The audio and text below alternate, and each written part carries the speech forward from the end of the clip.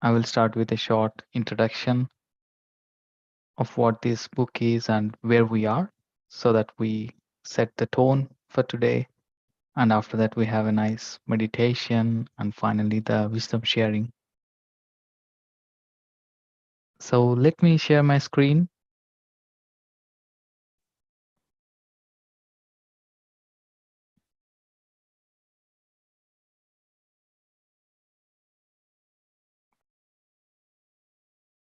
So you should be able to see my screen now.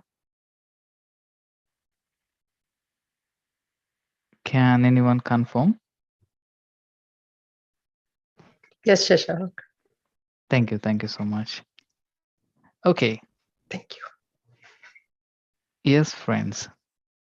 So we are again exploring the nine freedoms by Dr. George King. And this is a channel material by masters from actually Mars. This is quite interesting. And we are more, of course, interested in the knowledge behind. And each freedom built on practical consideration as well as our that answers our existence, like where do we come from, who we are, and where are we going.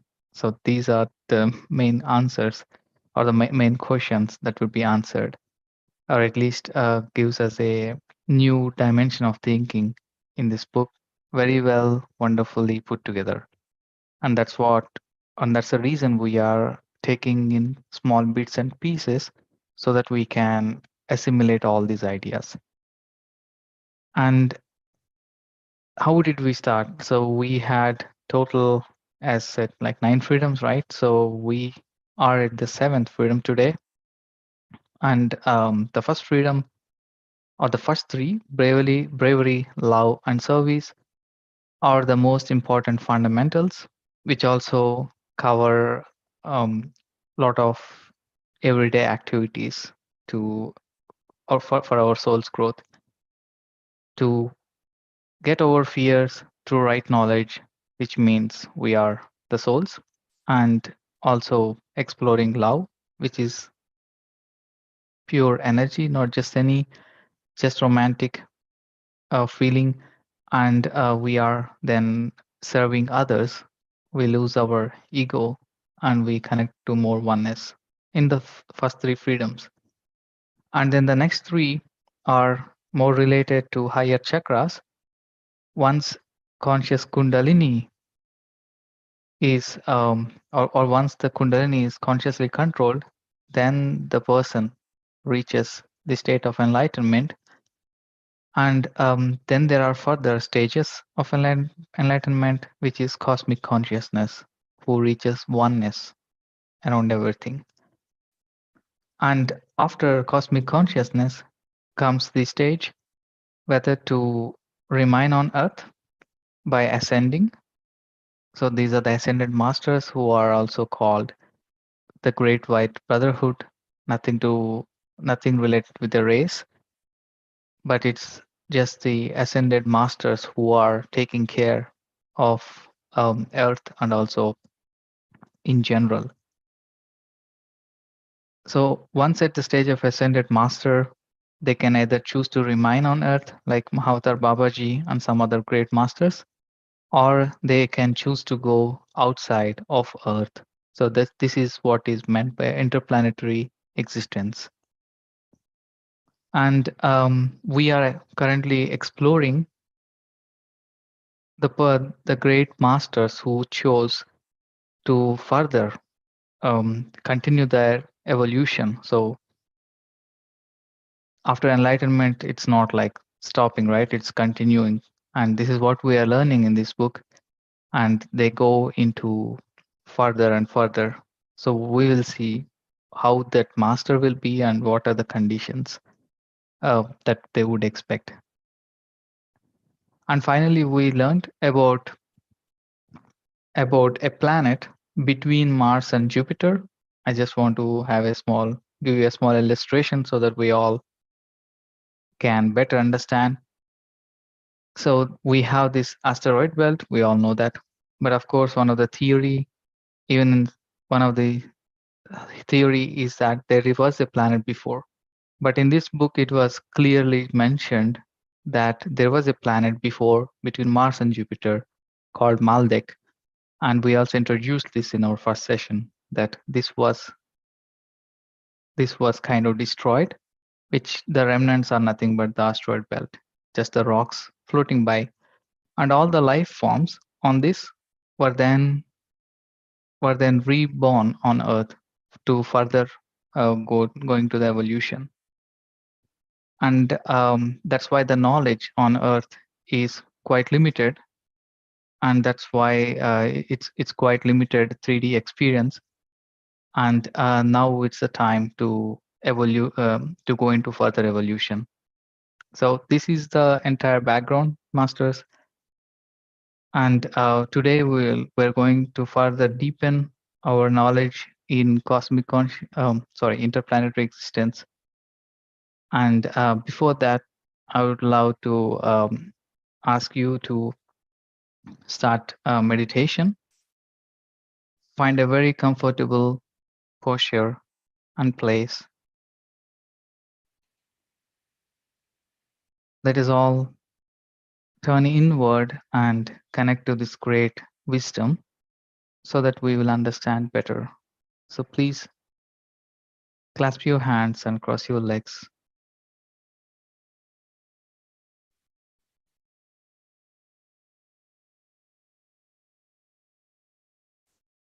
Close your eyes. Remove any spectacles if you have, and just observe your normal, natural breath.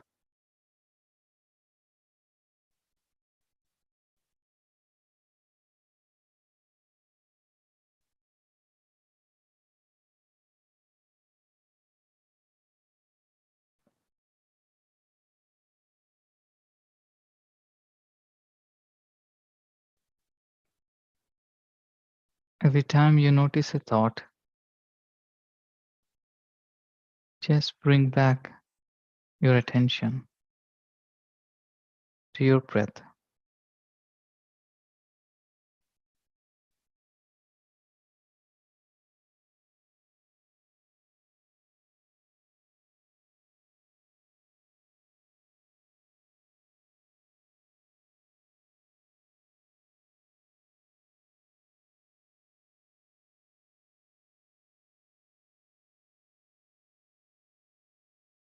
Be with your breath, friends.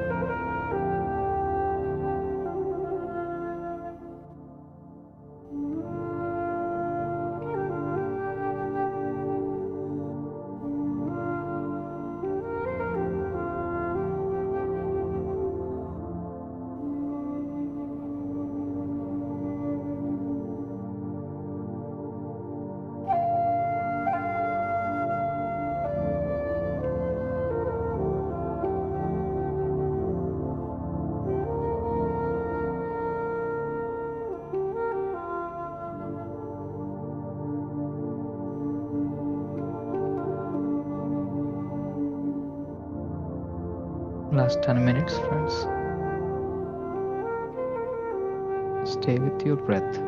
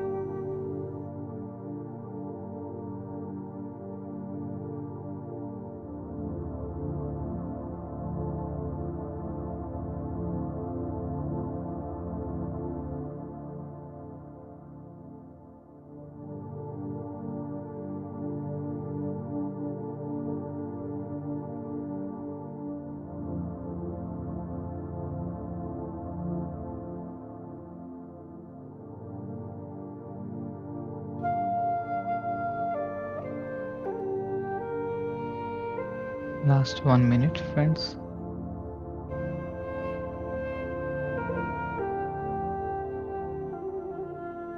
Please bring back your attention to your physical body.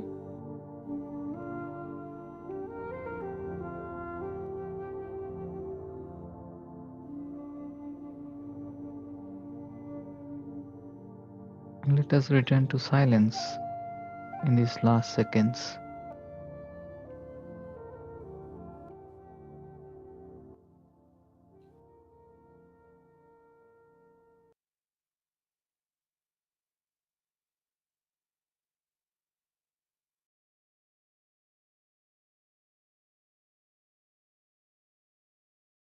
Observe your body, observe your posture,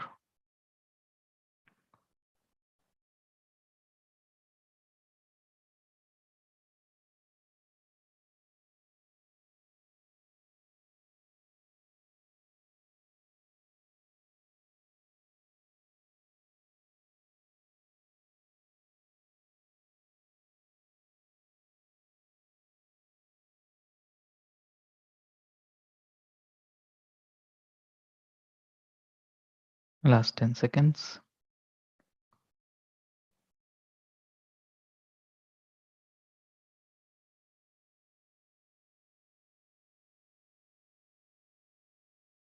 Okay, friends. 5, 4, 3, 2, 1, 0. Gently place both of your hands on your eyes,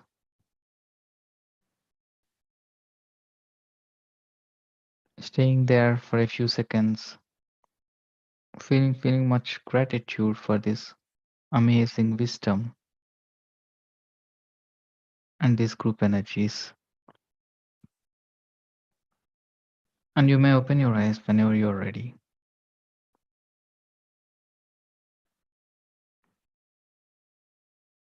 Thank you so much, friends. Once again, it was a wonderful session. Thank you for your energies and much grateful for this amazing music. I will definitely share the link here in the chat so that you can also check later. Yeah.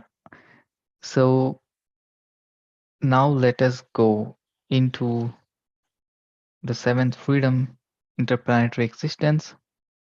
We'll first go through the channel material, which, as you know, it's very powerful.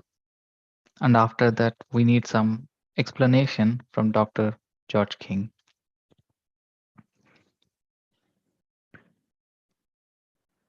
The first planetary step taken through ascension from Terra will result in an introduction into either the planet Mars, Neptune, Jupiter, or Pluto. The next step, which is the second part of this freedom, results in an introduction into the planet Venus or the planet Uranus, where different experiences are gained. But note this, there is upon the way a stopping place. This may not be mentioned, save to say that even though the sun is dark, the energy is still felt. From there, greater freedom is realized. Interplanetary man is no longer bound to the clay of Terra or the clay of any other planet.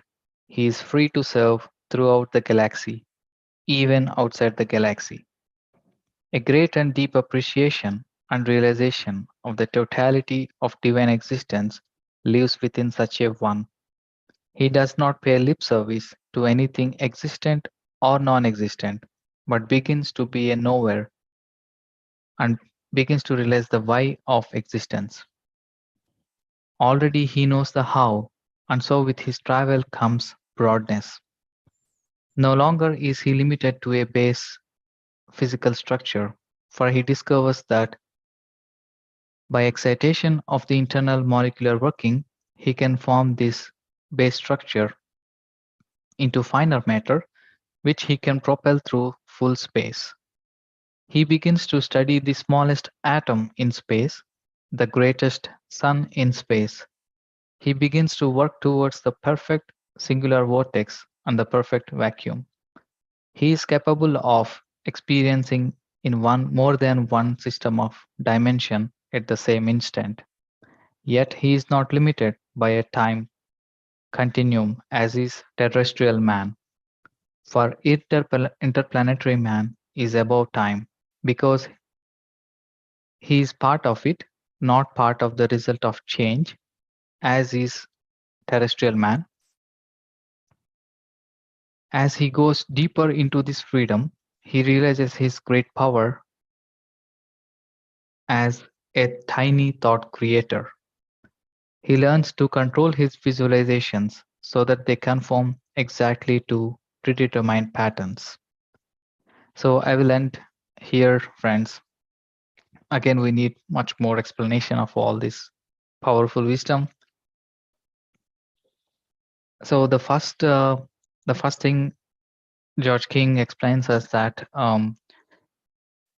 the first stop after ascension for the ascended master, they can either choose a planet, like the first stop is the planet Mars, but also the planet Jupiter and Neptune and Pluto. And it is also mentioned here that Venus and Uranus are on a higher plane of existence. Of course, we must realize again that it's not simply be visible on a telescope or how many probes that we send as humans. We will never see any kind of life, obviously, because these civilizations are on a higher dimension on these planets. So we would never see any life thriving on planet Mars or planet Neptune. It is not simply on the 3D level. So that is what here we need to learn. And another thing is that the planet Uranus um, and also like the planet Venus are on even higher level than planet Mars. This is also quite mentioned, and this we will learn again later in the in the next freedom. Who are the great masters coming from these planets? And the next is that once the being experiences as interplanetary being, they are no longer bound to one planet or the other. They have full freedom to travel between the planets and travel between the galaxies, doing service. So this is really like even can't imagine that they can actually propel themselves in space. So without any spacecrafts, and so it is really exciting to read this that such a possibility exists for us all. Of course, it takes a lot of time, but as mentioned, but it's really inspiring to just to know what lies ahead. And also here, he Dr. George King further explains the scientist studies how, and according to the higher wisdom, if he makes these studies in a purely materialistic way, he will only learn the how. The philosopher studies the why, and he knows through contemplation and meditation, he begins to be a knower. To a limited extent, even terrestrial man, who has mastered the ancient mystic science of meditation, becomes a knower so that he does not need to believe or disbelieve anything which is told to him without applying the problem to his meditations. So this is also wonderful that we study in science like how heat is transferred, uh, how this is formed, how how the how the existence or how the universe is formed. But once you are a philosopher, you will also see more by diving deep into meditations. You will know by yourselves. You don't need to believe anything or believe someone has told something, but you will know by yourself. You will become a seer. That's why the ancient rishis or seers, then they knew by a direct experience, not just they believed someone told. And we're also here, we were told the powers that are gained by interplanetary man. I mean, through other sources, of course, we know someone who controls their kundalini. You might have heard about the Astasiddhis, so the eight powers that will be gained. But here we are even told that the interplanetary man is capable of more, that they can exist in several dimensions, and also they can travel through time and space. They are above time and space. So again, this is really far-fetched for even to imagine for us, but it's very motivating. And finally, friends, one one point, one tip about about a visualization. So here, masters tell us that whenever you create something, so if you think something, you are a creator. We're all creators, and that means we're also magicians. So we are creating magic. We think and we create our reality. So we are magicians. So how we use it depends. So it can be black magic. So you can really create harmful thoughts and create harm to others as well as yours. Or it can be white magic. So you propagate, you send out loving thoughts and beautiful creations. So it is up to us. But the power of creativity lies in us. So what here is told by the masters is, whenever you create something like a negative thought or negative picture, take it back, take it back into your solar plexus. So literally imagine that you just get hold of that thought and take it in your solar plexus. There it burns, and you can imagine that it is just burning. It's like a big furnace. And they say this is one of the secret of white magic. Don't let any negative thoughts just to float around, and you can just take it back in and kind of dissolve it. So they even goes one step ahead. If you have a, let's say you think of, let's say, creating something else in your life, it is manifested, you just take that idea back. So this is also very, very interesting concept. And with this I want to stop here, friends. Thank you so much for listening to this amazing wisdom. And I would like to know what you think, what you have understood, and what are your views on this subject. So thank you so much. Please unmute yourself or raise your hand. Thank you.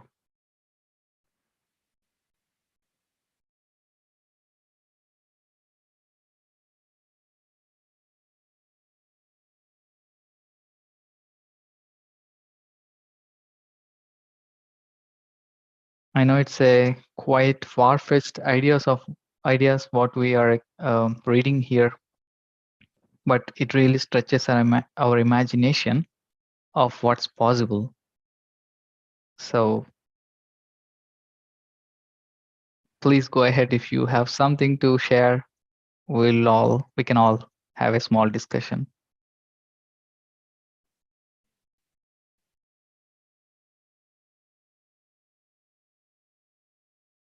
In the meantime, Indiraji writes, thank you for the beautiful meditation. Thank you. Thank you for joining. And Ranjini ji, thank you so much for joining with us. Yeah.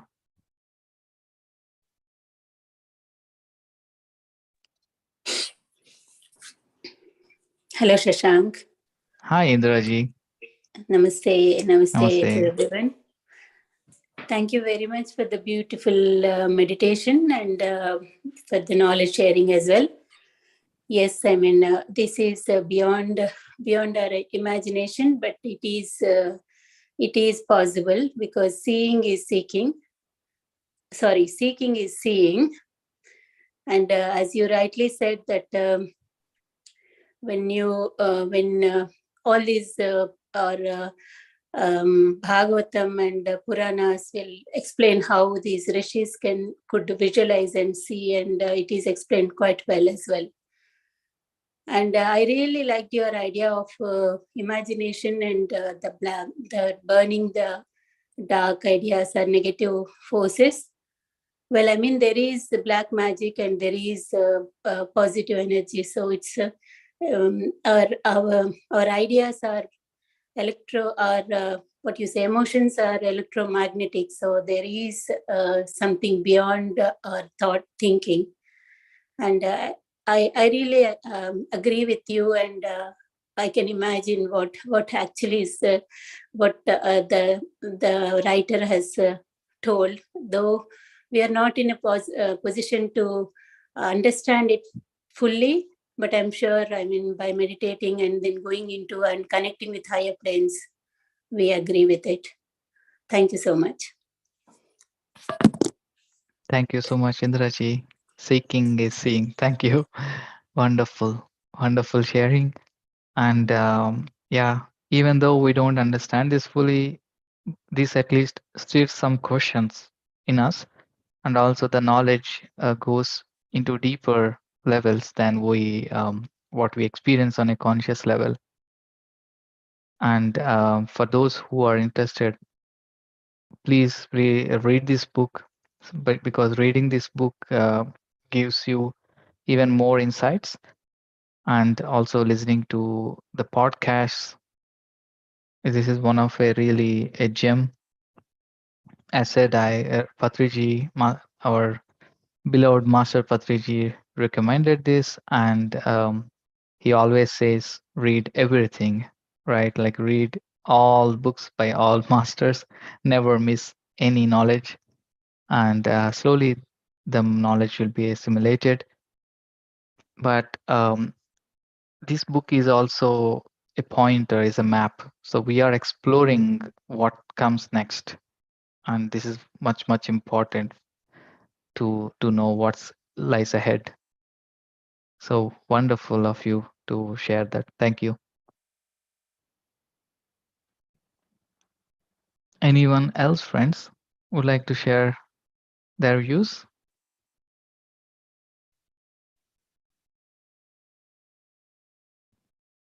Yes, Master Madhvi, please Hi, go ahead. Shashank. Yeah, just Hi. just Madhavi. No, Yes, yes, Madhvi. Yeah. yeah, just Madhavi. Yeah, it's a wonderful session, and I ordered my book. Actually, it's on my way. This Seven Freedoms. Yeah, and a beautiful session. But I have one question here, because when you said that when you try to manifest the negativity, like the magic, when you said when we create a positive magic and it becomes a positive and a negative, but the person who's creating the negative don't know that this is a negative, because they think, because from our perspective it is really good, or I feel very happy when I try to manifest that, so I try to keep on manifesting it. But at the end of the day, others, they realize that this is all negativity. But how do you make that person, like yesterday also I had a Vijay Oza's what you call delusions, deceivers, exactly, the deceivers, because deceiving or the positive or negative, you just need to witness it.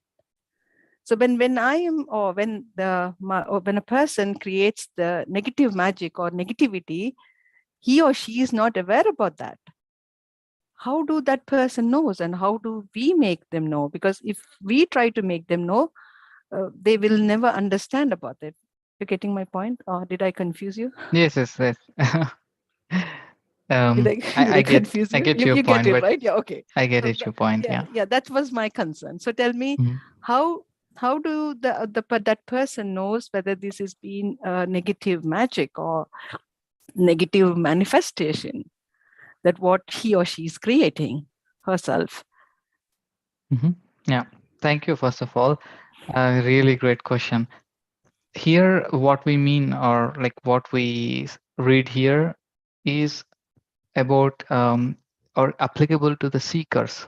So who is seeking and who knows, and this is very, very advanced knowledge, and only who are meditating and who are much conscious of their thoughts, only they can know whether they are sending positivity or negativity. And even though we are meditating, even though we are doing all kinds of practices, but of course we still tend to send out any negative thoughts, just like out of fear. This could happen or that could happen, and that itself is a negative thought, right? And it's a momentary manifestation, and this is only applicable to the people who are serious. And I mean serious in the sense they are more conscious of their thoughts. So for them, it is a, let's say, tip, or one of the secret to take that negative thought back. So how this can be taken back, and that's the point here. It's not directed to change someone else, because they are not even aware that they are doing all this. I hope this is clear to you. Yes, I got it. Yeah. I mean, at least when we think about ourselves, we are aware about it, what is going on or what we are doing it. At least to some knowledge, I mean, at least I came to that position where I can feel that, okay, this is negative and this is positive. But when I try to see the others, I don't change them. But when I try to see the others, I could feel that how could we make them aware about that situation that they are producing the negativity. So that is something which is so hard. Probably even I might have gone through all this my life, these stages, It's not that when I see younger to me or when I see somebody who's not aware of me, then I feel that, oh my God, they have to go so much journey again to get this awareness. And you're right, the people who are already on that level, they understand what they are producing their thought actually. Whether this thought is a negative and positive, you're right. That's absolutely, this is what I was hoping the answer. But I was not sure how the others are really, or to tell them that is they're sending the negative energies or they're, we can't do that, right? Yeah, that's not in our control. Yes. Because you see, the world is full of both Oh, these dualities. The yes. more people awaken, the more people become conscious through meditation and this spiritual knowledge, things will change. But we do our best to send these positive thoughts, right? We can only Okay, change understood. ourselves. And yeah, that is the best thing what we can do, really. Yeah. That's at least we don't send any negative. Yeah, thank you so much. I understood. Yeah, exactly, I understood. So because there might be a stage where I was very negative, I think. I don't know, because I was not aware, I was not conscious. So I keep on, maybe I kept so much negative energies around me. I'm trying to realize myself, oh my God, that was the situation and this was the thing. And if I see others, I can feel that already. I know what it's happening, but I don't know how can I really help them. Or sometimes, yeah, you're right, we can just do ourselves. Not, yeah. Thank you Yeah. so much. My books are on the way. I really Thank need the you. physical books. Thank you so much for your session. Uh, Thank you so much for I'm your very glad. wonderful discussion and discussion. I'm also very happy. I'm And always eager to hear some classes of yours and Sharu's, and yeah, it's so much of knowledge actually. and yours as well. Oh, So no. thank you so much. And this also brings friends to our basic freedoms, bravery and love, where we, if you remember, in the second freedom, love, it's to extend this love to everyone, not just the people whom we like, but even to the people or situation that we don't like. This is already a quite challenge, and that's how we create the magic, that we are always in the situation and in this energy of love. And it's again a lesson for us all to always be in that state. And when we serve others, again, we are using the power of love. So you see, each freedom is connected to another. All these steps, one after another, or all in parallel. So it's really wonderful, wonderful knowledge. The more we contemplate on that, the more we discuss on it. So thank you so much. Anyone else, friends? Do you have any questions or knowledge, further knowledge to share here?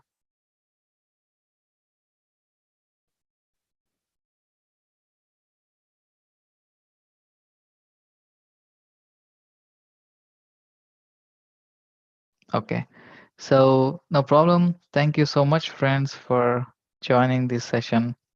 And please join today's Akanda Jhan again from Masters from Faridabad. So play this. The link will be posted in our groups, and tomorrow's morning meditation as well. It will be posted. So thank you so much once again. Keep meditating. Good evening and good day to all. Thank you. Thank you and have a wonderful evening. Bye bye.